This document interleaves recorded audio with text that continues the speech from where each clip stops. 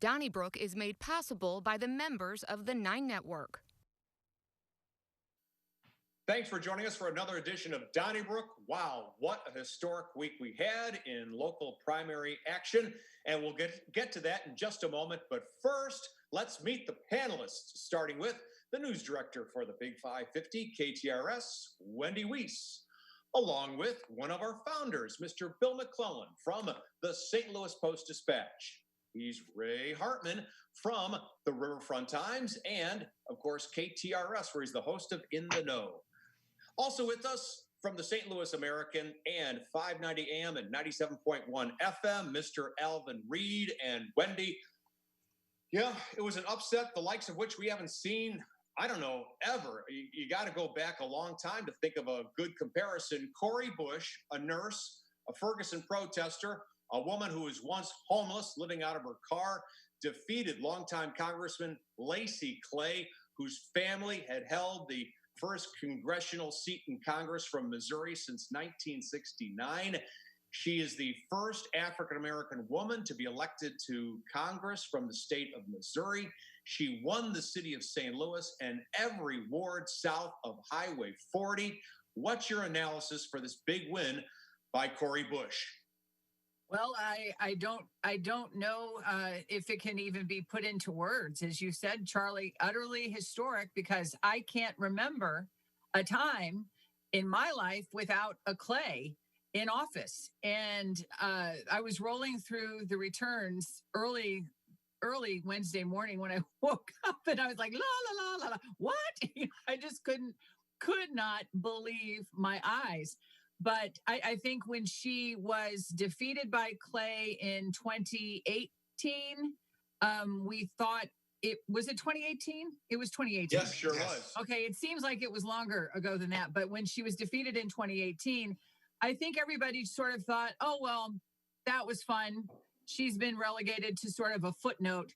And she certainly wasn't. And she received a great deal of support from Justice Democrats, which they have ties to Black Lives Matter. She has a very high profile thanks to a strong friendship with Alexandria Ocasio-Cortez. So this was a huge win for the progressive Democrats, and I think an interesting sort of a look into the future of what's going to be happening in November. Well, and I think you're right. And it's interesting that she immediately held a joint press conference with Tashara Jones and with Kim Gardner and really kind of linked arms and really sent a message. The interesting thing for you mentioned AOC. AOC came in last time for her in 2018, and you may remember, I was the only one on the panel with the insight last time to say, this is going to be a lot closer than you think, folks. And if you mean by getting beat 20 points, it was close. This time, more brilliantly, I thought she'd lose by more than 20 points. So you know not to listen to me. And when we had live coverage of it, when the first absentee ballot returns came in, Lacy was up 20 points in those.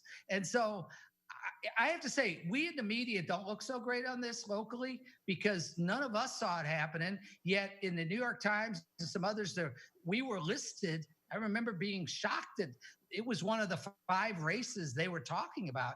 And AOC and Lacy Clay were getting along great. She didn't even endorse Cori Bush this time. So I will say this, it is a big, whatever, we don't know where it's going, but it is a cataclysmic change. You know, Ray, when you speak about the press conference with Cori Bush and Kim Gardner and Tashara Jones, I thought that was a little bit awkward in the sense that congressional seat is like the holy grail for so many Democratic politicians in the city, especially Black Democratic politicians, because there's no hope of winning a statewide office.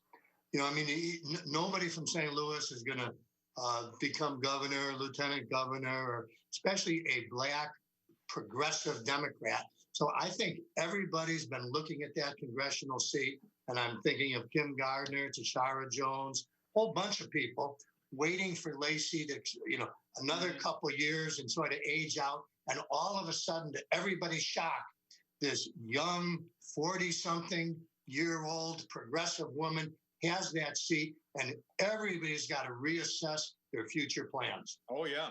Oh, excellent point, Bill. And I say this about a lot of races in the city of St. Louis and other places too, but even on the congressional district, the total votes that Cori Bush had, you can look at that number, but basically by definition, you needed one more vote than Congressman Clay got. All right. And that, in the grand scheme of things, is really not that many votes. So you kind of look at, so what was the gray area? What changed? Now, what I don't know is, I don't know how hard Lacey campaigned, because as Ray said, I'm guilty like everybody else. I paid no attention. I went to Soulard about 10 days ago, and I saw a Cori Bush sign, and my only thought was, oh, that's right, she's running against Lacey Clay again. That's all I thought about. And 2 years ago, we were all abuzz that, maybe, she could make something of it. And she was in the Webster parade, and hundreds of people were with her party and everything. But it was just, no one was paying attention. Maybe Lacey wasn't paying attention. Well, what's interesting, I thought that Wendy brought up the Justice Democrats, and Cori Bush did get about $250,000 in dark money, not only from Bernie Sanders' PAC, but also a 501c4 Justice Democrats. And there are a lot of anti-Clay commercials that ran from these independent groups during the NBA scrimmages and during the games. And they were saying that Lacey Clay was somewhat corrupt, a tool of big business, and that he voted against Obama. I don't know how accurate they were, but my son says he saw them 3 times an hour while watching the That's NBA a great point, Charlie. And I think it's one of the reasons things snuck up. The other thing is, first of all, I don't think Lacey Clay has any reason to hang his head. I thought he worked harder in the past 2 years, and I don't see any evidence that he didn't campaign. I think he got swept up in what is a national tsunami, really, that's changed in our politics. For all we know, he might run for his old seat in 2 years. I don't know that I think we are in uncharted waters. I'm always a big believer. You tip your hat when somebody wins and you move on. But I think we don't know where this is headed, really. Okay. Charlie, before you move on, can we give a tip of the hat to the New York Times reporter who wrote the thoughtful piece about this? Because his parents, if you remember, took him to Humphreys to meet with the Donnybrook crew while he was in high school. Well, it's all true. Nick Fandis, whose grandfather ran a great cafeteria in downtown St. Louis for many, many years, is now one of the top reporters for the New York Times. He went to SLU High, then Harvard, but there was a time when his family was the winning bid on some auction, maybe the SLU High auction. They have drinks with Bill McClellan. Charlie, it should be added that he wanted that honor because Bill McClellan was his hero. No. We were all giving him career advice. We should have been listening to him. Absolutely. Hey, congratulations, Nick. Great to see your byline here. I'm going to move on to you, Ray, and ask you about the big victory by County Executive Sam Page. And he easily won his, election in the primary. Of course, he goes into the November finals against Paul Berry, as it turns out, the Republican. But he did defeat Democratic challengers, Jamie Tolliver of University City, Jake Zimmerman, and Mark Mantovani. Didn't seem to have much trouble doing so.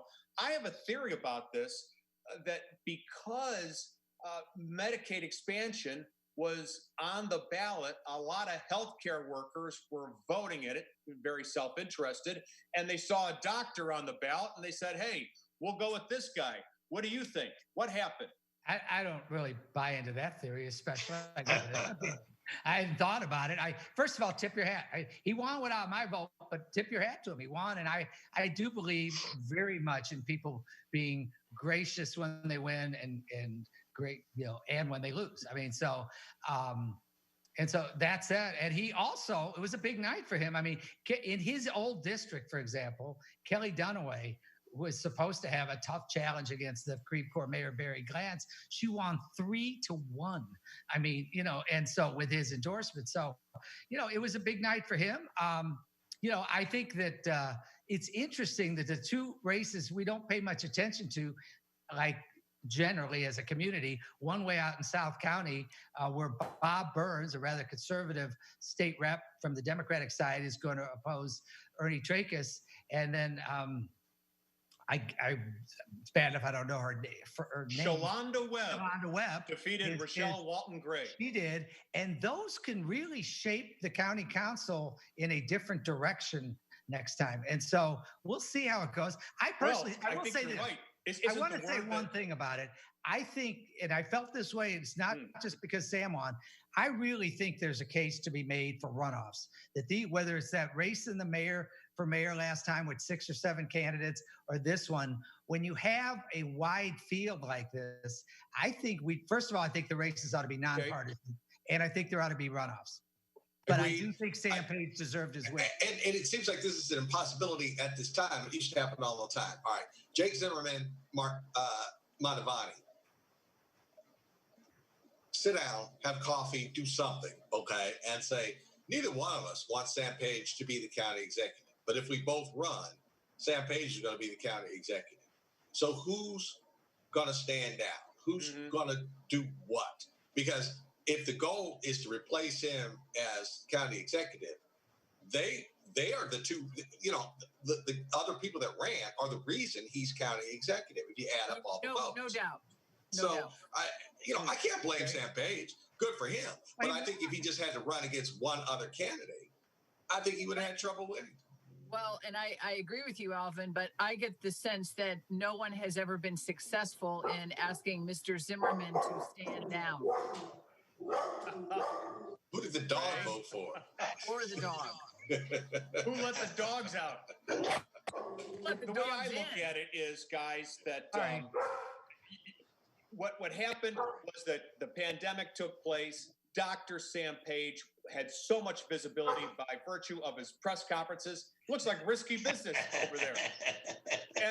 And that's all there was to it. The other guys couldn't compete because Dr. Sam Page, the head of the county, and the polls showed that COVID-19 was the biggest issue among them. No, I agree with you, Charlie. But if he was to lose, you guaranteed yourself that he was going to win by having so many candidates. And Charlie, you have just as many people screaming in the county about Dr. Sam Page's overreaches. I mean, that's how he is viewed by many, many people in the county. Yeah, but he won. Yeah, he won. And they're barking about him.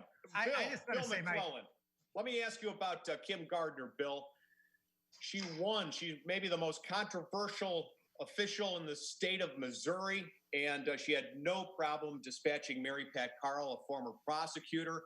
This just after, a couple of weeks ago, Michael Neidorff, the CEO of Centene, said, hey, public safety is the big issue. We might be moving out of here. We already have 158 homicides in the city of St. Louis this year. She's had trouble prosecuting crime. She's lost a lot of prosecutors, and yet she gets reelected. What do you make of this?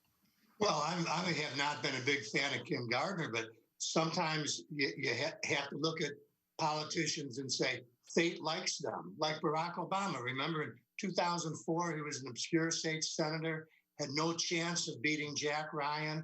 And then the Jack Ryan divorce records came out, and he wanted his wife to perform sex acts in a club, and suddenly he had to drop out, and they got Alan Keyes to run. And Kim Gardner, if there had been no pandemic, we would have had the Tisabee trial, and she would have looked awful. And instead, there's no Tisabee trial, and Kim Gardner coasts to victory. I think there's a higher power involved. Congratulations to her. I just think that if someone said to me, Mary Pat, who? She was put in there to run against, Kim Gardner. And kind of like Kim Gardner everybody doesn't like Kim Gardner, but it's like no one really actually was out there say this is what I would do. And I never thought that Kim Gardner had any chance of losing whatsoever. And I am not surprised that she won by that much. And I'm just not, I mean, same with, I guess we're going to talk about maybe a little bit, but the same with Tashara. Tashara's not in threat of losing that office. Oh, and by the way, the whole big turnout for Tashara and the big turnout for Kim Gardner, those, especially on Tashara's side, those are votes that look with very critical eyes at Congressman Clay. And I think that had a little bit of something to do with his demise as well. Well, first of all, can I say something? First of all, I don't appreciate the fact that my dog was not allowed to comment about something. Yeah, no kidding. Just feed him, Ray, feed him. Trying to weigh in on Sam Page. Sorry about that. Magic It's subtitles. I would say this. That first of all, I had Kim Gardner on my show last night, and I wish people would hear her. I wish, and I disagree with Alvin. I think Mary Pat Carl ran a decent campaign, and she was a qualified. She ran. This is a rematch, and she didn't get much closer than she did last time. A little bit because it wasn't as wide a field, and she would have been a fine circuit attorney. I think this. People need to just get over this. I mean, I do feel Kim Gardner's made a lot of administrative kind of mistakes, different kinds of errors, but this narrative that she doesn't care about crime, all this, people need to stop having a double standard about her. Well, but these are election issues. All I'm saying is she overcame all that. I'm not here for the philosophical or the future. I'm just talking about how did she win by such a big margin? Well, she won by such a big margin because the candidate she was running against wasn't about nothing. And just like America 4 years ago, if America or Democrats had ran a better candidate for president, we might have had a different outcome. I feel the same way about Mary Pat Carl. If you had found a better candidate, it probably would have been a closer race. Well, Alvin, it's hard to run during a pandemic. Like, I think Mary Pat Carl would have been a better candidate if she was out campaigning. And you can't go door to door in a pandemic. That's right. But there's one thing though, about Mary Pat Carl. I got to say this about Mary Pat Carl. Her commercials ran last week. And now we know that people are voting before the end of the cycle. So you got to get those commercials out 4 or 5 weeks in advance, because by the time your commercials run on KMOX or elsewhere, people have already voted. But Ray, to your point, Kim Gardner has issues, especially when she fabricated that story about being pulled over by the police for no reason. She said it was Christmas Eve. It wasn't. She said she wasn't doing anything. Her lights were off in the middle of the night. And she said she was held for 15 minutes when it was actually 5. And we found out from the video cameras. Like I said, we just had an election, Charlie. The folks were pretty unimpeachable. Yeah, but you asked why we're holding her up to a standard. You say, why are you being unfair to her? And, no, and I know that you didn't like Eric Greitens and his dark money. Well, she just got dark money from George Soros, $120,000 this past week. I wish you would hold her up to the standard that you hold her up to Rex Singfield and Eric Greitens when it comes to political campaign money. Right. My point about I don't feel like Mary Pat Carl lost. I felt like all the people that had her propped up lost, because I just never got a feeling her heart was really in it. I just thought that Thank you, Alvin, for saying that. I had the exact same impression. She seemed like a reluctant candidate, running for a job that she wasn't really intensely, committed to winning. I interviewed her. I didn't get that sense. I will say this. That I do feel that one of the things that helped Kim Gardner was that a lot of people were galvanized because of how they felt she was treated with a double standard. That's all I'll say. And I do think the media has I think she's lost more attorneys than she's hired. Here we go again. They just had an election about her. They could have. I know, and you're like gave her a landslide like we're victory, making up things and about you're relitigating the issues. Ray, you're accusing people of having a double standard. I am. I said the media's had a double standard about it. No, it hasn't. Ray, the media. We like people who talk to us. I mean, that's flat out it. And Kim Gardner doesn't talk to us, so you can't expect us to like. But that's not the issue, Bill. I know. I'm just saying. Her office is in disorder. Sure. And she drops cases at the last minute. Aside from that, she's great, right? Well, Okay. they just elected her to I be know. president. What are we talking about? You know what I think it is also? Be like Sam Page. Look, They elected President Trump too, Ray. Okay, but the point is, I didn't vote for Sam Page, but I'm not sitting there trying to say, all the things now that I had against him. Move on. They won. Okay, we'll move on then to Shara Jones. She defeated Jeffrey Boyd. Someone suggested to me, Alvin, Reid, that one thing that has happened with what did Wendy call it, the black magic women or something like that? What's the Black term used women by the Post magic? I think it was black. That was the way the press conference was presented yesterday. It was black girl magic. Okay, black girl magic. Tashara Jones easily defeated Jeffrey Boyd. Alvin, as it turns out, that of all African-American voters in the city of St. Louis, 2 out of 3 are female. And that may have helped some of these female candidates. You buying that? Yes, I agree that certainly could have been a factor. Once again, Jeffrey Boyd getting fronted off. So I think there are people that just don't like that. Okay, all right. Never mind how Tashara Jones and the Post and all that. But what I think the candidate running against her was just basically being fronted off. And that's why he ran for mayor going back 4 years ago and he alone got just enough votes that pretty much probably cost her from being the mayor. But there were a lot of other candidates, so I can't just blame him.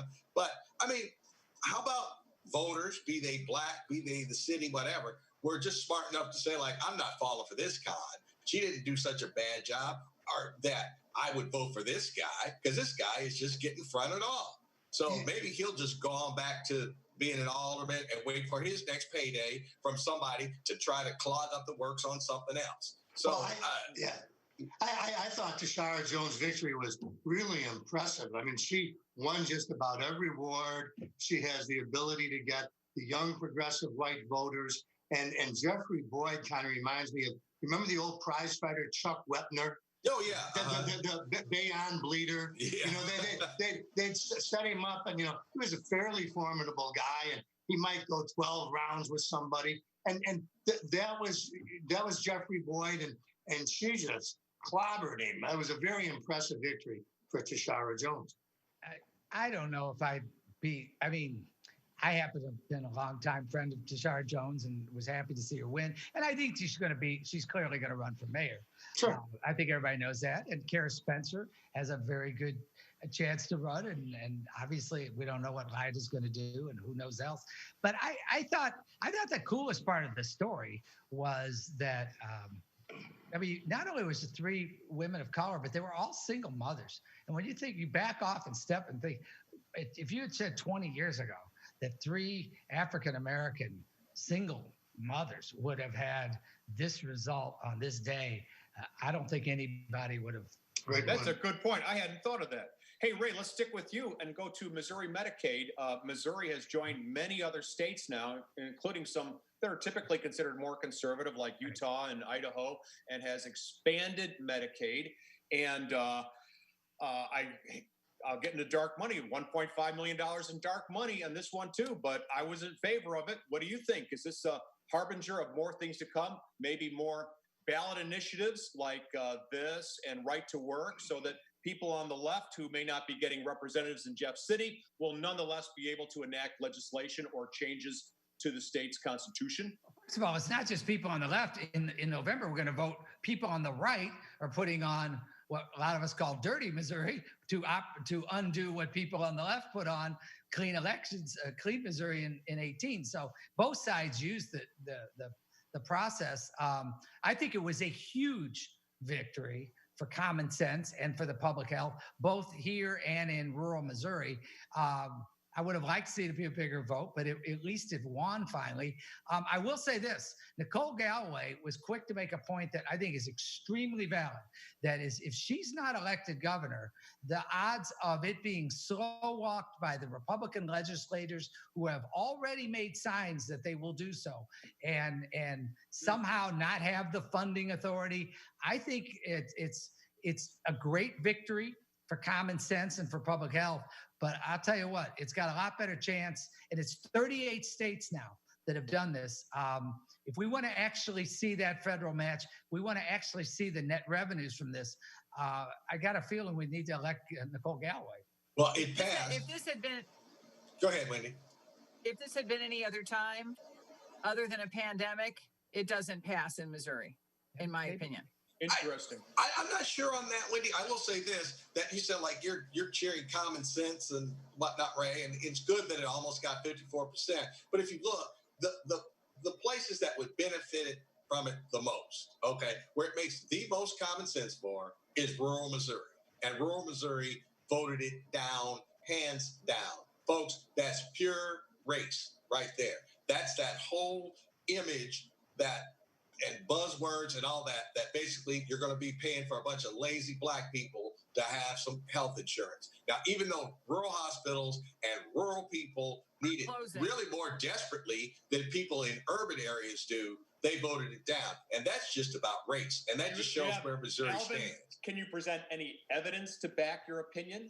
Why would people in a rural area where their rural hospital was about to shut down and they're going to have to go 30 or 40 miles to go to the hospital vote in mass against that? What factor would that be? Because the governor said big government. They prefer Reagan's smaller government. It's still 1980 in a lot of those communities. Charlie, I'd like to. All I'll say is I don't have evidence handy. I'd like to second Alvin's motion. I happen to agree with him, and I think that it was so. When I've gone back and forth on Facebook and other things, there really is no rational case to be made. You know, there was this whole sense that we were giving people something. You get it. You're insuring 230,000 working people. These aren't about 230,000 working people who the rest of us are against a lot of things, Ray. People are against fluoridating water and Social Security and Medicare. It's not always race. Every issue is not race. Wait, Charlie, did I say, wait a minute, let me speak, please. Charlie, did I say every issue was race? I'm saying. No, just answer. Did I say every issue was race? I said this issue is race, okay? Now, I have never said every issue was race. And I didn't say you did. I didn't say you did. This issue is about race. So please don't put words in my mouth. I have never said Alvin, everything comes down to race. I'm sorry to cut you off only because this section of Donnybrook is done. We're going to stick a fork in it because we have to welcome Dan Isom to the program in just a moment. He's the former police chief for the city of St. Louis. And most recently, he's the executive director of the Regional Justice Info Service. He joins us next on Donnybrook. Donnybrook is made possible by the members of the 9 Network.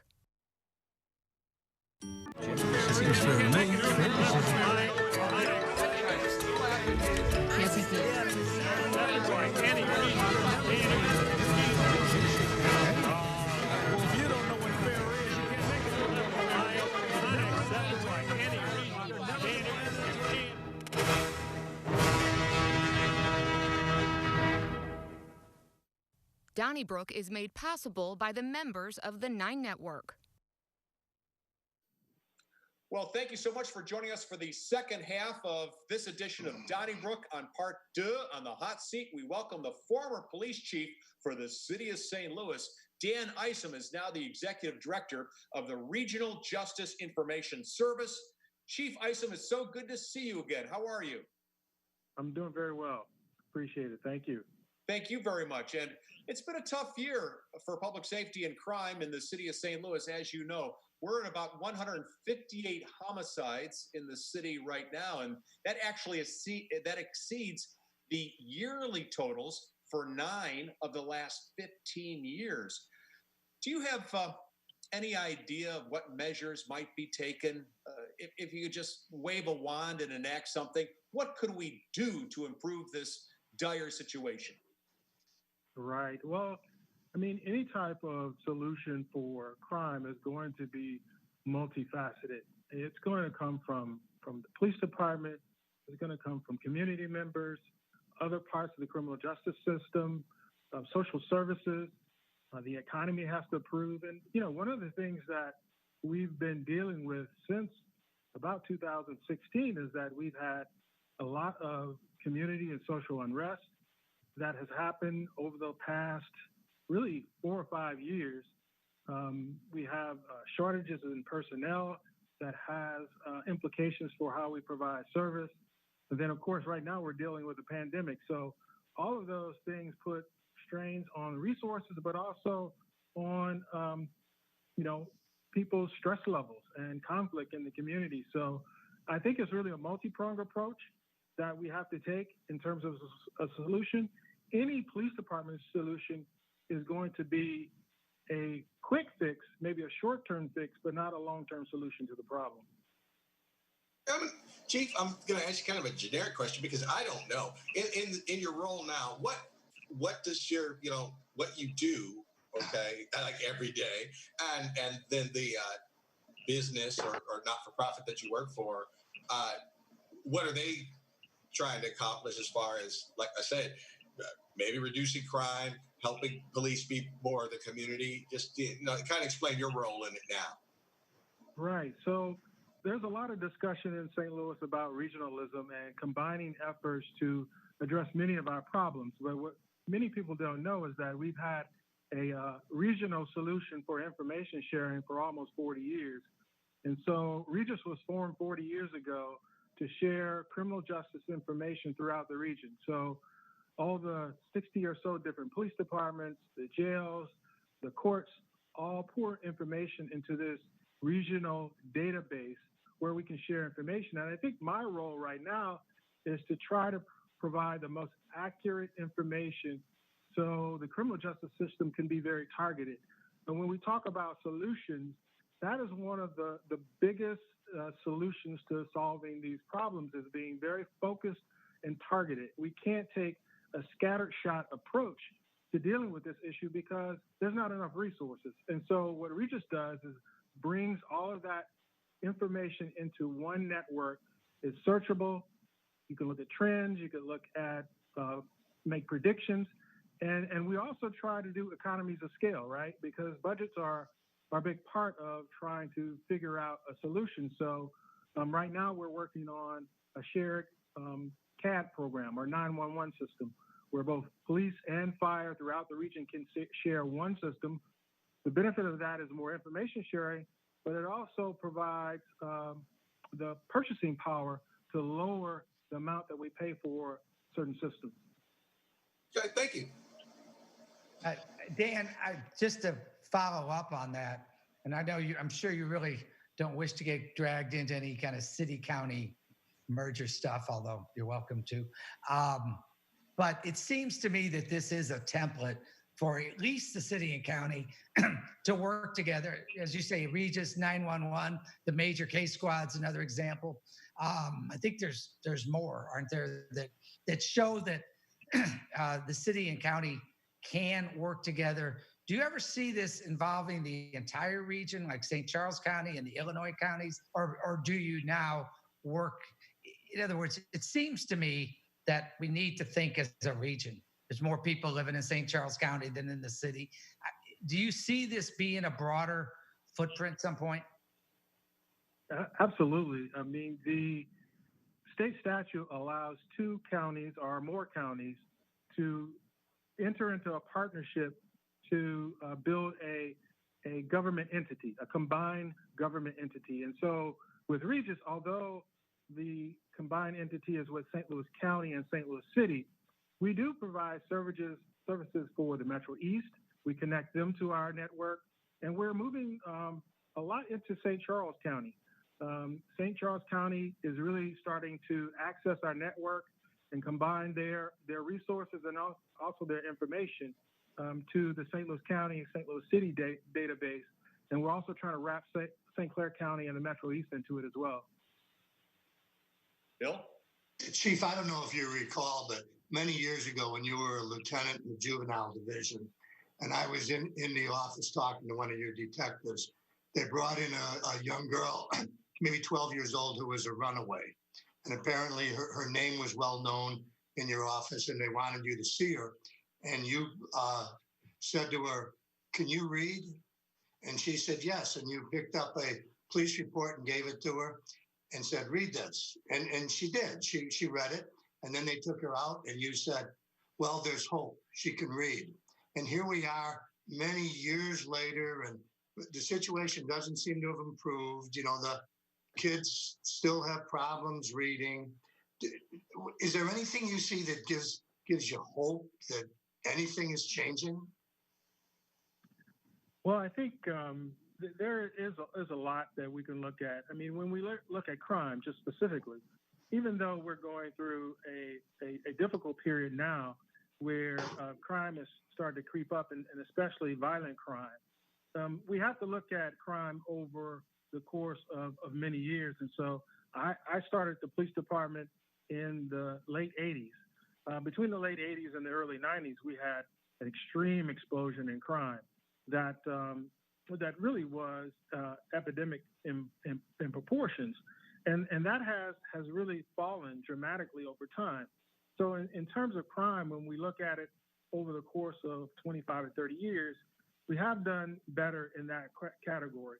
But, you know, there are other parts of the system in terms of education and jobs and employment that we really need to focus on that will be long-term solutions to this problem.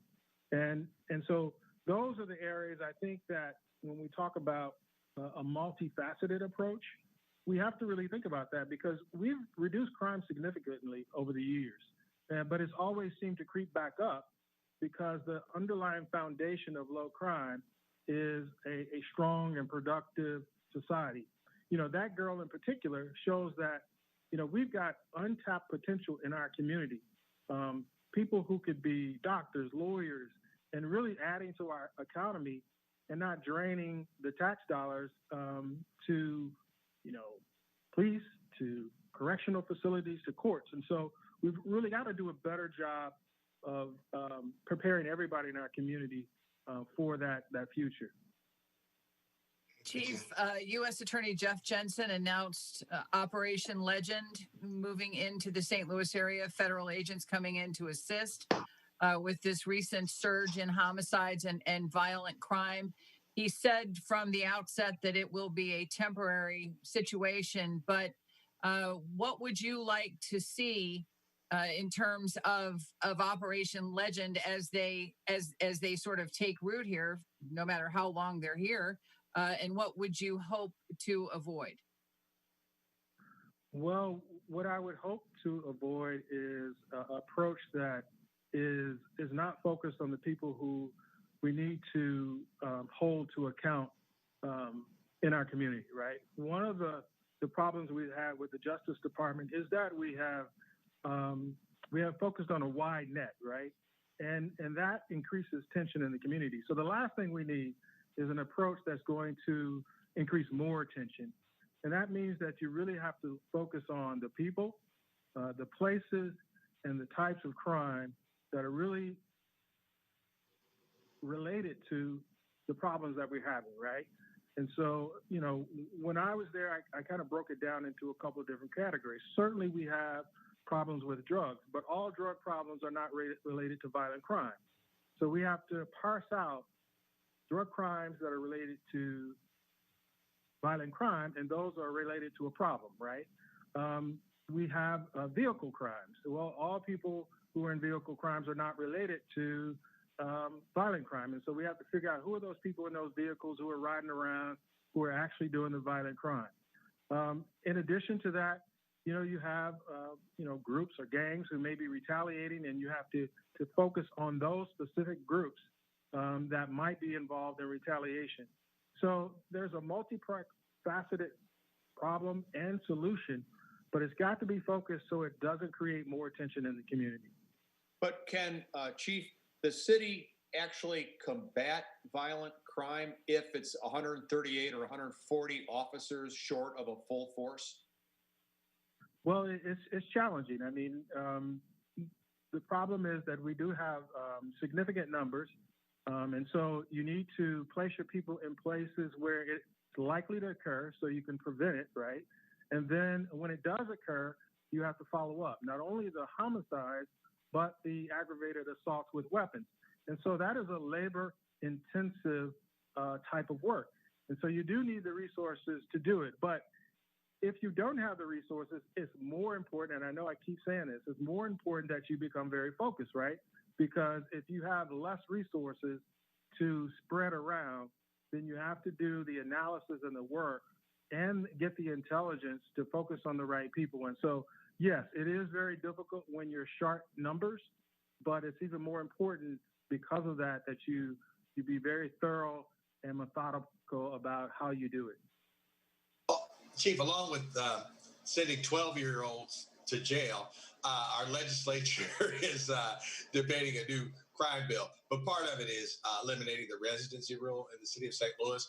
And the thought is that then you would have more, people applying and wanting to be a police officer. Have you found that to be true? If St. Louis eliminates the residency rule, do you think more men and women would want to work for the Metropolitan Police Force, or is that just wishful thinking, kind of? Will it change the situation at all? I think it will change some. I don't know if it will change dramatically. I'm in favor of police officers being able to live where they want to. You're pretty restricted if you only have to live in the city of St. Louis. But I don't see it as a panacea.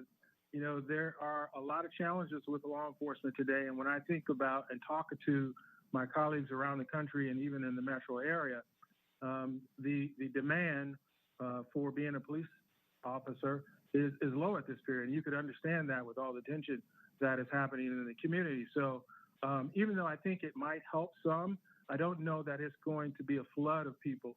And when you have low demand, oftentimes you don't have high quality, right? And so we just have to be careful that we're not, putting people in the police department just for the sake of it, and that we get quality people who come in. Dan, to follow up on Wendy's question, do you worry that we could be another Portland if the federal agents come in? I mean, Kim Gardner put out a statement this afternoon saying she loves to work with the U.S. Attorney's Office, but pretty much making it clear that she did not, she mentioned Portland and said, if that's your idea of helping us, we're not interested.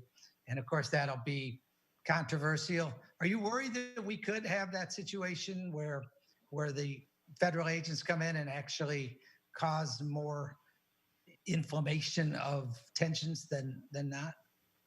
No, I don't see that with the federal leadership we have here.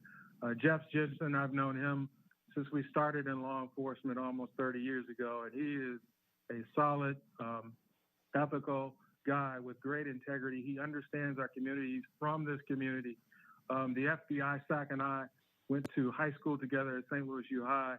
I know these men very well, and the support that they're going to give our community will be that thoughtful approach that we need. Bill? Chief, there's been a lot of talk about this Cure Violence program that I think the city's buying into. I wonder about it just because it came out of Chicago, and Chicago still seems to have a big problem. What do you know about Cure Violence, and are you a fan of it? Well, I'm a fan of putting everything in the pot that has some benefits and can potentially work, because there's never going to be one solution to our problems. And so Cure Violence has had some success in certain communities, and even in Chicago, within certain neighborhoods, it's had some success. If you want to look to the model that seems to have been most successful, is LA. LA has used this, and it's really interrupters model, where you train individuals, they go out into the community and try to basically squash retaliation or violence that might occur. LA's program seemed to have worked very well. It was researched and sort of validated that it had some success. But what happened in LA is that it was run out of the city government, but it was very much tied to the police department. And so they worked in concert. Even though it was independent, it worked with the police department to identify the groups that were potential problems, so they could go independently and try to quell the violence that was happening between the two. But it was very well done, thought out, and it was a partnership between Cure Violence and the police department. The other thing I will say is that you really have to vet those people, because generally those people are coming from the same kind of backgrounds as the individuals who, are involved in the violent crime. And so you really have to keep tabs on them and make sure that they're doing what they're supposed to be doing. Just another story about that, how it could be helpful. When I was chief, we were having a big problem on a particular block between two families. They were warring back and forth and fighting and shooting. And we were able to get the pastor from the community to come out and talk to both the parents on both sides. And as a result of that intervention, it really quelled and stopped everything. And so that is the model, basically, of cure violence. Chief, one of the components of this special session in the crime bill is the witness protection. And, you know, we've all been taught, if you see something, say something, but you can't do that if you're fearful of retaliation and you have children or grandchildren. How important is that? And have you had an opportunity to look at that? I mean, I know how busy you are, but if you have had a chance to analyze any of that and speak to its importance, if you would. Right. Well, I've talked to many people about this bill and this program, this witness protection program, and I'm a super advocate of it. You know, I know that many people talk about, you know, our crime-ridden neighborhoods and that there's a no snitching culture. And that might be true for a few people, but for the most part, people are afraid. And people are afraid of coming forward because there are a lot of people out there who haven't been arrested or haven't gone to jail for crimes, and they realize that they are exposing themselves if they come forward. And that's very real. And that's not a no snitching culture. That is, I'm afraid for myself and my family. And so when we have a case where somebody is willing to come forward, we have to do everything we can to protect them. And I think over time, if we can do this well, then it builds up a sort of immunity within the community where they say, hey, I feel protected. I feel that if I come forward, or there's enough people who are being held up to account, that now you feel comfortable as a group to come forward without a witness protection program. That's where we really want to be in the future. But I think this is a great step forward, and I hope they put as much resources as possible into it so we can protect people who want to come forward. Chief, maybe we should call you doctor, because I know you've got your PhD in criminology and your two masters, I believe, one of them in public administration. So, doctor, let me ask you about two policies and whether they would work again in St. Louis. One would be, in the state of Missouri until 2007, to have a firearm, you had to get a permit from your local police chief or sheriff. That's no longer the case. And also, I think under Chief Sheets, police officers in the city would go door to door and they would ask the moms, can we search the house for firearms without a warrant? And if the mom said yes, the police went in. Later, Boston followed that policy based on the St. Louis model. Do you think either of those policies would make St. Louis safer? Well, you know, I'll talk about the guns first. You know, you always have to qualify things saying, I am a Second Amendment advocate, right? I have guns myself. So I'm not here saying we should take guns out of the hands of lawful citizens.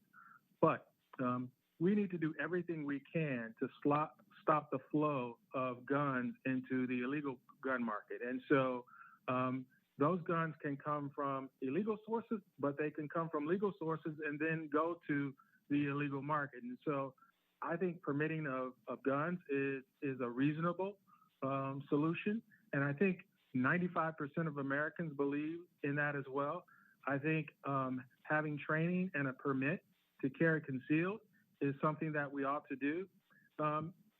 One thing people don't know, when you have no permitting in terms of guns, or you can carry open carry, there's very little officers can do to ask a person on the street without any other types of suspicion, should you really have that gun? And so today, theoretically, someone could walk down the street with a weapon, and there's no real reason for an officer to stop them and ask them whether or not that gun is theirs or if they're a felon or whatever it might be, because there's no legal justification to do that. And so it puts officers in a bind when they have no legal recourse to find out whether or not you should legitimately have a gun.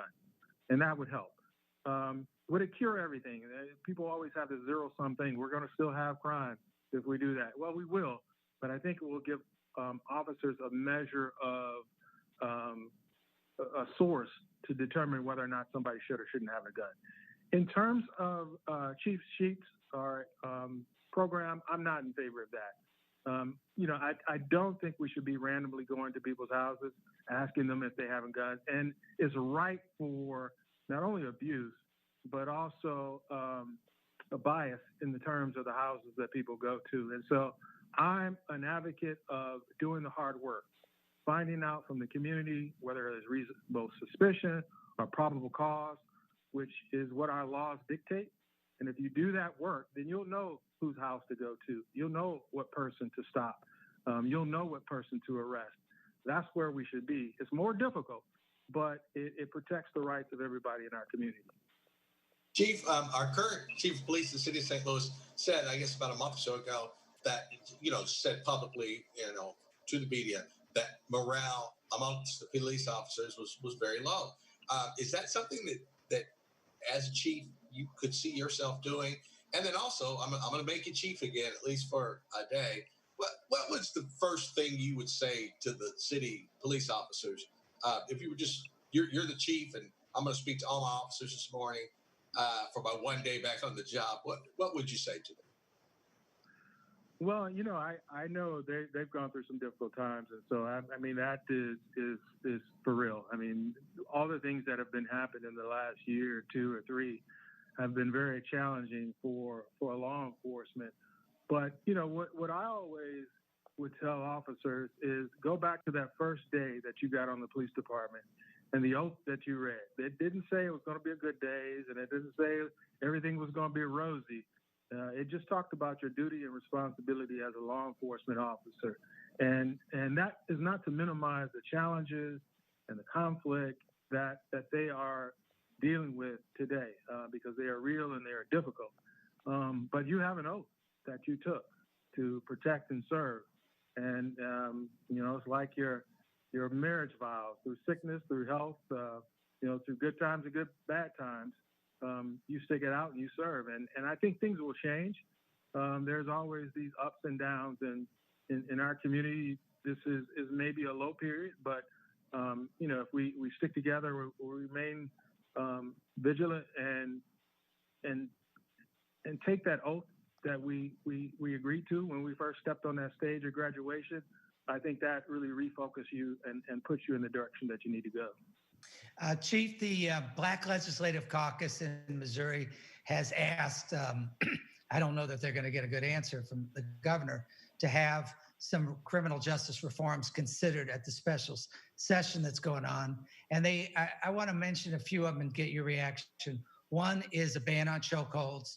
A second would be expanding the database and having more accountability so that officers couldn't move from one county to the next if they had discipline problems. And then the third would be some reduction in qualified immunity for officers. Do you have any views on any of those reforms and others that you can share? Right. So effectively, from a policy standpoint, most police departments have banned the chokehold as a way of restraining people who are uncooperative. And so I have no problem with putting that into legislation. The other item, I think we do need do a better job of tracking individuals who have demonstrated that they don't fit the qualifications and the standards that we have to be a police officer. And that can be done through the state. That database can be maintained so it can be searched and queried by other police departments who are attempting to hire an officer. Oftentimes, the agency that the officer came from is not willing to give that information because they feel that there may be some legal repercussions for providing that information. But if there is a state database that they are required to provide, then the state can be the repository of that information. So I think that is an excellent job, and hopefully that will pass. The last item in terms of qualified immunity, I think there should be some lapses in terms of, or some changes in terms of that. I think that, officers do need some protections, but to say that officers are completely different from citizens who might do something inappropriate, and you want to use the civil system to pursue some type of justice, I think there should be some changes in that as well. Chief Isom, I'm sorry to say that our time is up, but we want to thank you for yours. It was very interesting. Of course, you're the executive director of the Regional Justice Information Service. Good luck with all your work, and thank you again for joining us on Donnybrook. Thank you. Thank you, Chief.